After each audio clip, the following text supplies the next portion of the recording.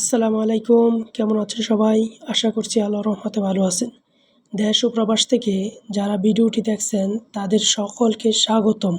আজকে আমি আপনাদেরকে দেখাবো ঢাকা বাইপাস এলিভেটেড এক্সপ্রেসওয়ের সর্বশেষ আপডেট। তো আমার চ্যানেলে যারা নতুন, এখনই আমার চ্যানেলটি সাবস্ক্রাইব করেননি, তারা আমার চ্যানেলটি এখনই সাবস্ক্রাইব করে দিন আর পাশে থাকার বেল আইকনটি বাজিয়ে দিন। আর এরকম আরও ভিডিও পেতে লাইক, কমেন্ট, শেয়ার করে সাথেই থাকুন। ঢাকা বাইপাস এক্সপ্রেসওয়ে গাজীপুর জয়দেবপুর থেকে পূর্বাচল হয়ে নারায়ণগঞ্জ মদনপুর পর্যন্ত ৪৮ কিলোমিটার এক্সপ্রেসওয়ে। ২৫ বছর মেয়াদি চুক্তিতে Dhaka bypass expressway development company. দেখতেই পাচ্ছেন এখানে এক সাইড কার্পেটিংয়ের কাজ সম্পূর্ণ কমপ্লিট হয়ে গেছে এবং অপর সাইডেও কার্পেটিংয়ের উপযুক্ত করা হয়েছে। ঢাকা বাইপাস উন্নয়ন প্রকল্পের পরিচালক সৈয়দ আসলাম আলী বলেছেন, আগামী বছরের জুলাই মাসে পুরো বাইপাস এক্সপ্রেসওয়েটি যান চলাচলের জন্য খুলে দেওয়া হবে।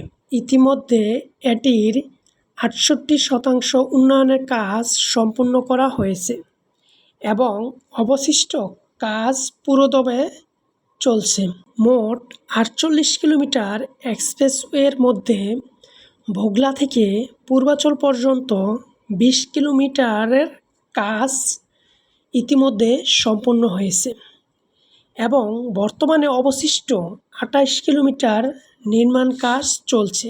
৪ লেনের বাইপাস এক্সপ্রেসওয়েটি উত্তরে ঢাকা উৎপাদন কেন্দ্র ও দক্ষিণে চট্টগ্রাম বন্দরের জাহাজ চলাচলের কেন্দ্রস্থলের মধ্যে মালামাল পরিবহনের জন্য একটি কৌশলগত করিডোর। প্রকল্প পরিচালক আরও বলেন, জমি অধিগ্রহণের দীর্ঘ প্রক্রিয়ার কারণে উন্নয়ন কাজ ১ বছরের বিলম্বিত হয়।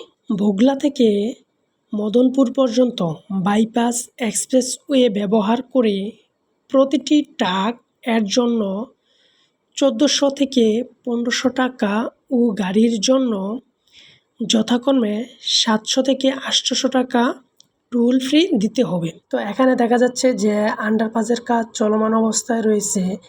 এমন করে পুরো এলিভেটেড এক্সপ্রেসওয়েতেই বিশাল এক কর্মযজ্ঞ। বাইপাস এক্সপ্রেসওয়ের উন্নয়ন কাজ ২০২১ সালে শুরু হয়েছিল, যা ২০২৫ সালে জুলাই মাসের আনুষ্ঠানিকভাবে যানবাহন চলাচলের জন্য উন্মুক্ত করে দেওয়ার কথা ছিল। এক্সপ্রেসওয়ের সম্পূর্ণভাবে চালু হয়ে গেলে উত্তরবঙ্গ থেকে যানবাহন রাজধানীতে প্রবেশ না করেই সরাসরি চট্টগ্রাম ও সিলেট অঞ্চলে যেতে পারবে। বাইপাস এক্সপ্রেসওয়ের মধ্যে বিদ্যমান ২ লেনের রাস্তাটিকে ৪ লেনে এক্সপ্রেসওয়েতে রূপান্তরিত করা হবে। উভয় পাশে অতিরিক্ত সার্ভিস লেন থাকবে।